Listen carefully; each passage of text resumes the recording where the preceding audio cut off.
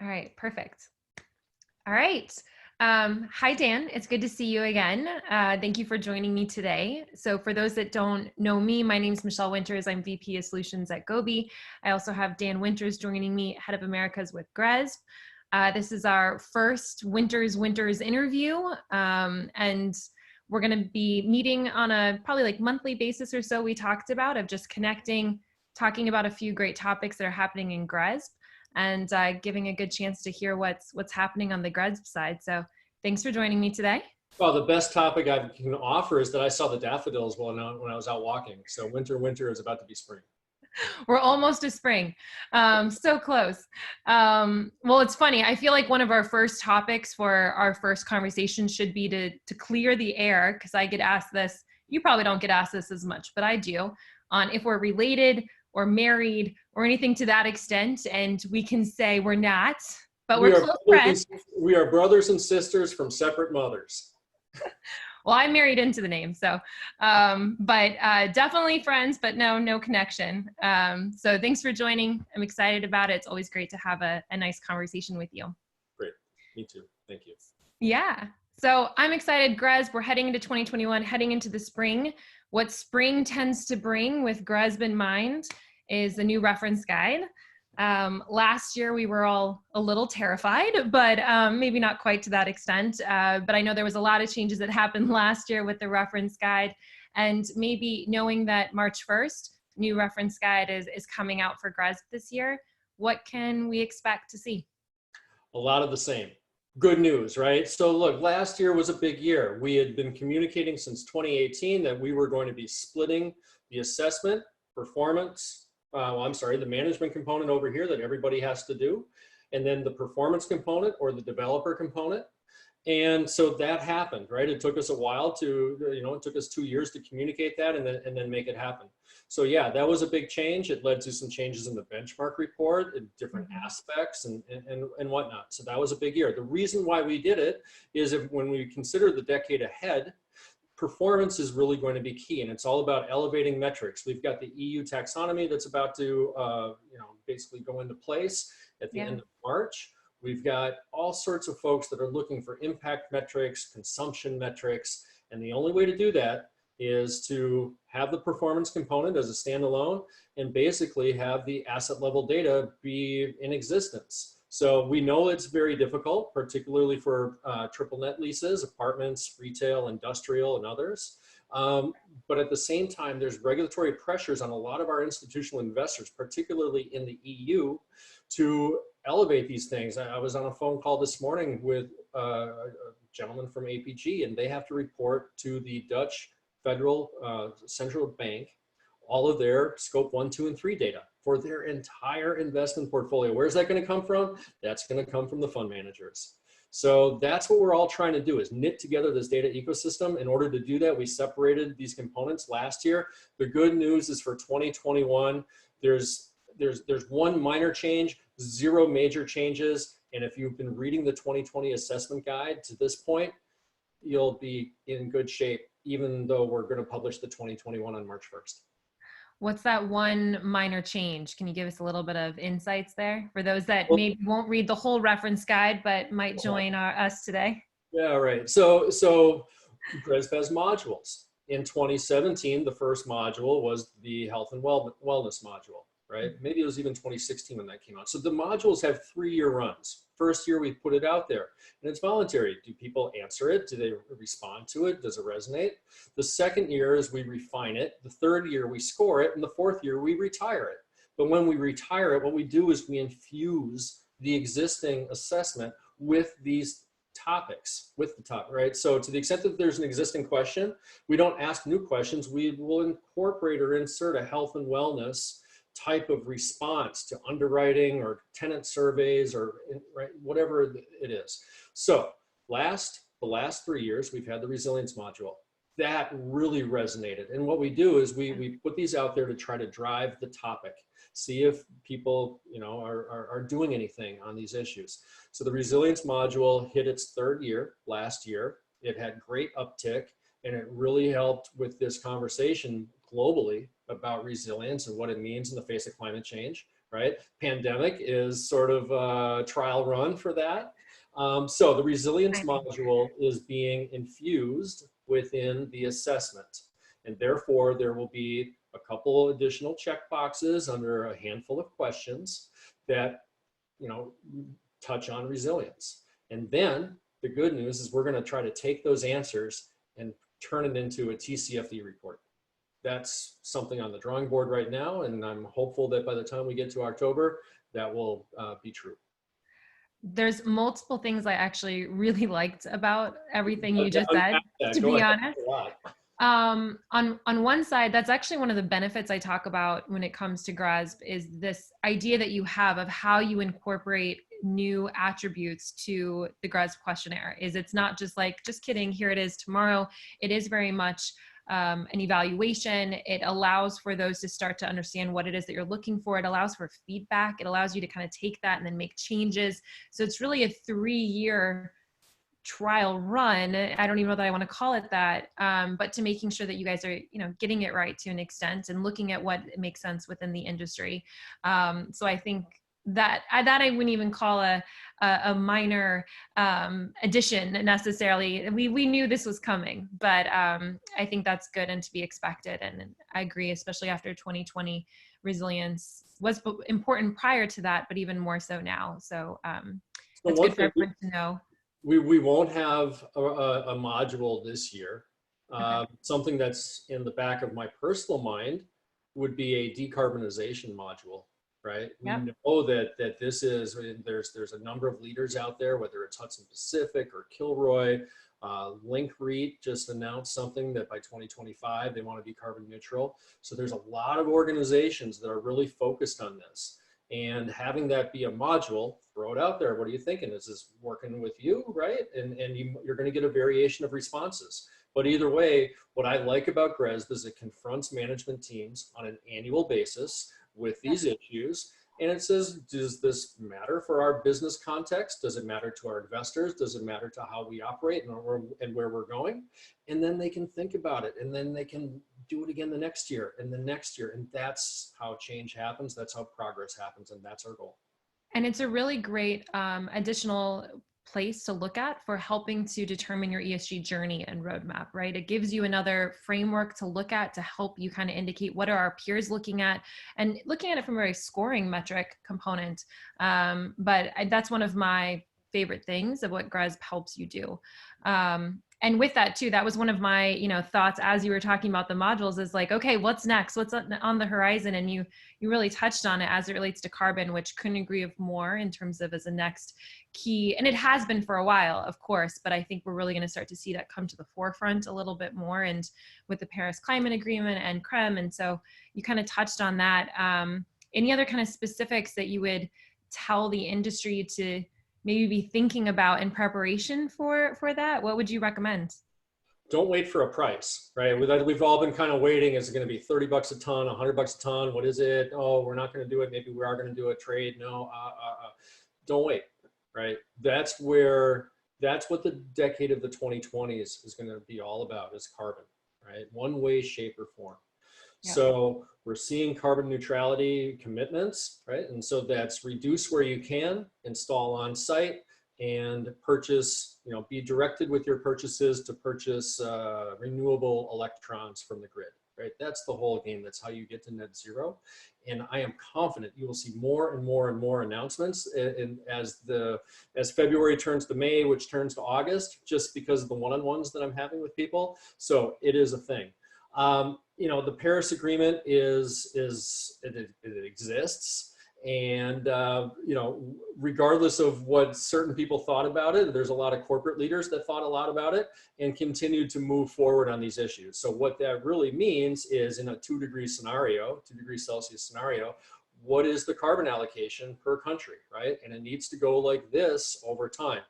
So this tool that GRESB was part of a consortium to develop called CREM, the tool is called CREM, shows what this pathway looks like and what the real estate sort of allocation would be in a declining, for a country-specific location, in a declining carbon world. And the idea is, well, where does your portfolio stack up? Are you above or below, right?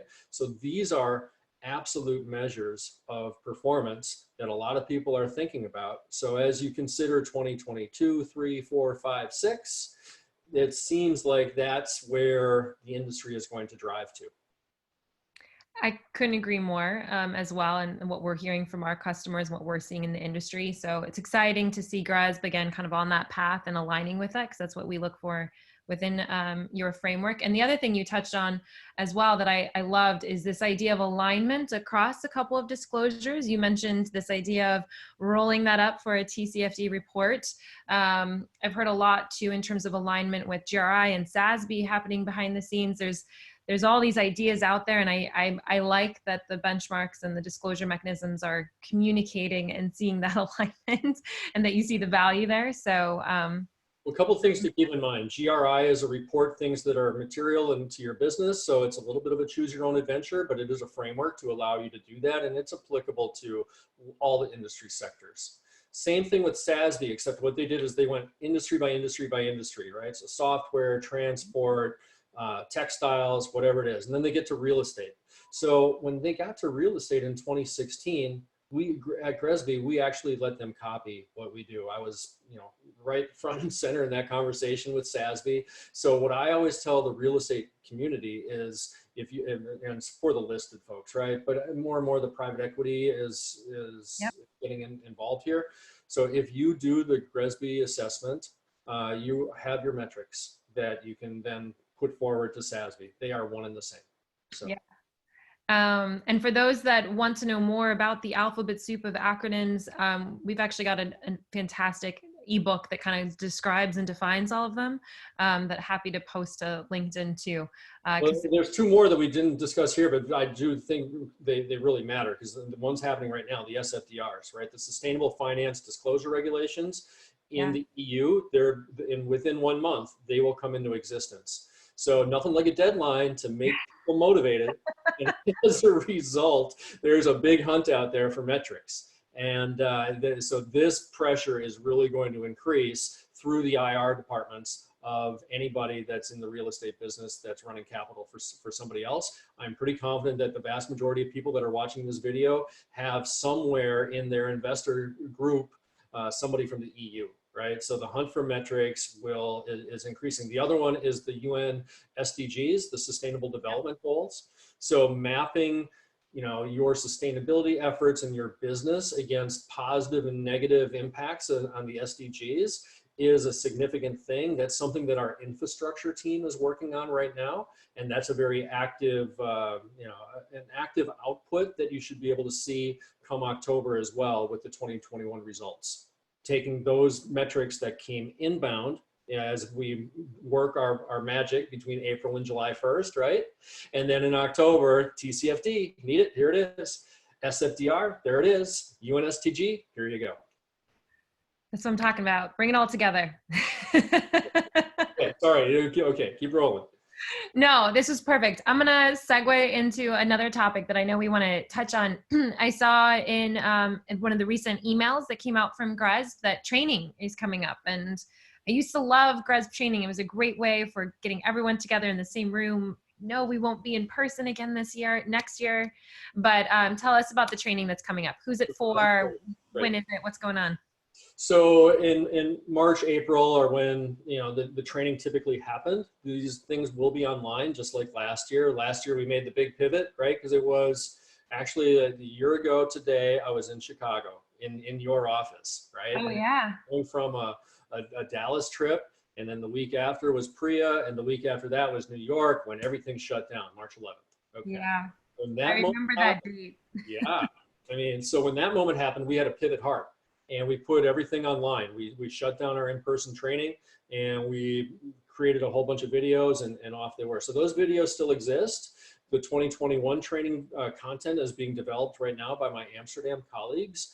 And so in the middle of March, all of those videos will populate our website, and you can just go, and there's no cost, there's lots of value. So please avail yourself of the videos, because the team's working hard to put them together.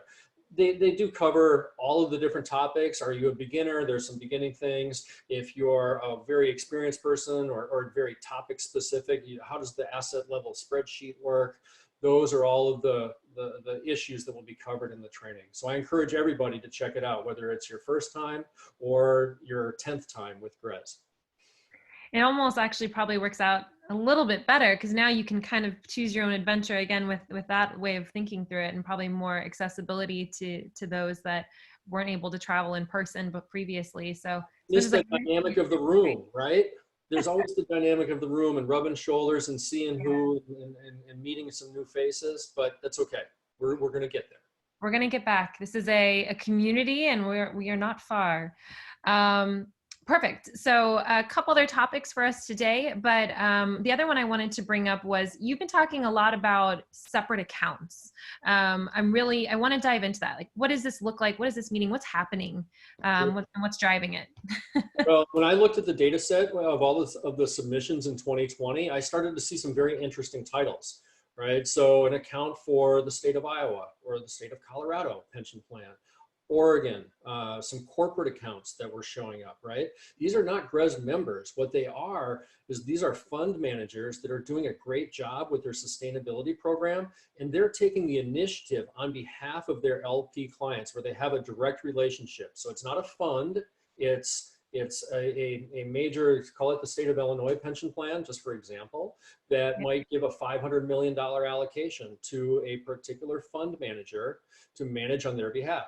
And so that fund manager that has taken the initiative and they have proactively submitted this separate account to GRESB, they take that benchmark report and they send it to their institutional investor that says, here it is. What do you think? Well, this is what we're doing on your behalf.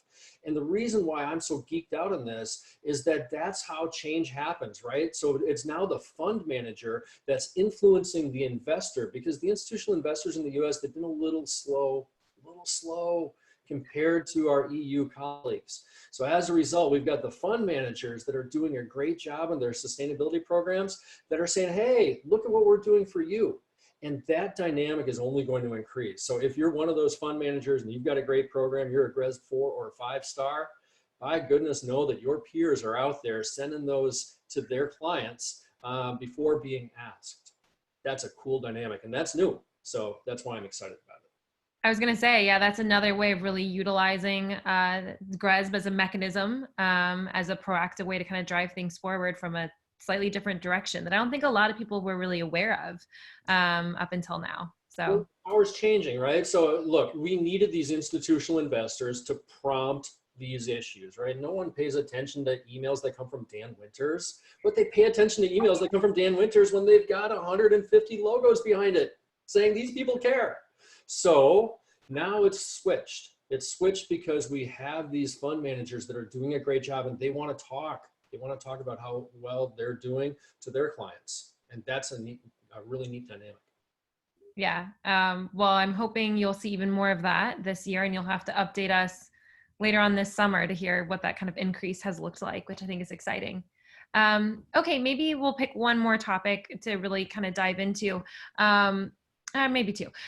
So what I was kind of excited about as well is your climate risk data that you guys are really starting to dive into more. So per all the other conversation we were having a second ago and just looking at the higher, climate impact, tell me about the driver behind this additional reporting that you guys are bringing forward.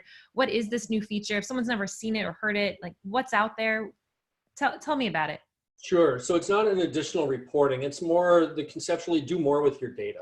Right? So we made that pivot last year, the management component, the performance component, which requires asset level data. So what that means at minimum is if you have a portfolio of 123 buildings, 123 rows need to show up in GRESB, geolocated. So city, state, zip, address, square foot, property type. Okay. Then try to fill in energy, water, waste, greenhouse gas emission data. Not easy. Not everybody can get all of that data, but at minimum, you need to, these are where those assets are. Great. Now that you have that, the idea behind physical risk and transitional risk can be run. Now with that information, you can do more with this data. So we have a special situation with Munich Re, right? They're one of the top reinsurers out there. So they have a very sophisticated data set that they use when going out to buy insurance portfolios, a book of business that already exists that they want to take away from an originator of insurance, right?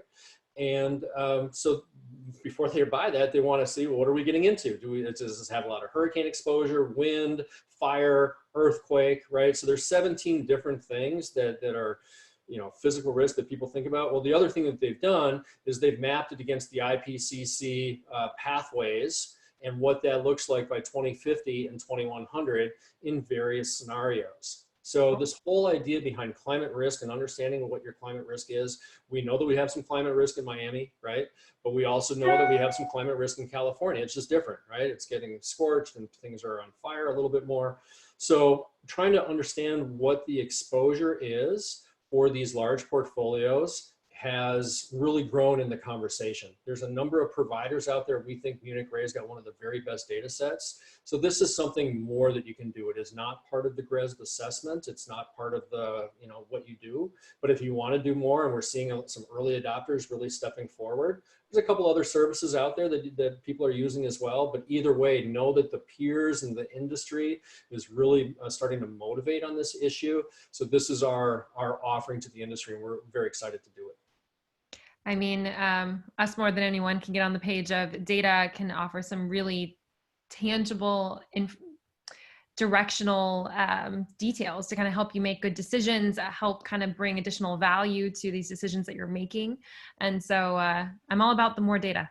Well, I think this has been a really fantastic, nice interview that we want to make available to those to hear what's happening with GRESB. But, I would have said on your way into work, but maybe on your way from the kitchen to your office or around the block, get outside in the middle of springtime and take us on your walk and just listen to us.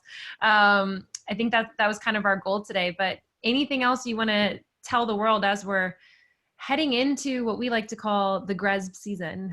Yeah, the GRESB season, no, you're right. It starts on April 1st, right? And what is GRESB? It's a series of best practices. It's a framework used globally, and it's meant to help people engage and accelerate these issues on ESG.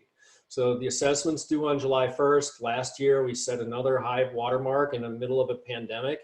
And based upon my inbound email, I'm highly confident that there is going to be, a continued upswell when it comes to participation in GRESB and the wash, rinse, repeat of people wanting this continuous improvement to get better. It's so gratifying to see. And so I'm just grateful to everybody because it takes all of us to push, right? And GRESB is not about GRESB, GRESB is about all of you. So keep up the good work. It's really important.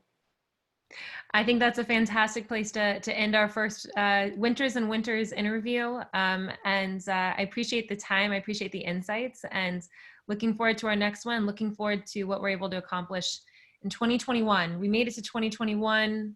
Let's keep it going. Well, you're doing a great job with all of your work and your clients. So keep it up. Thank you. Thank you. Have a great one. Bye.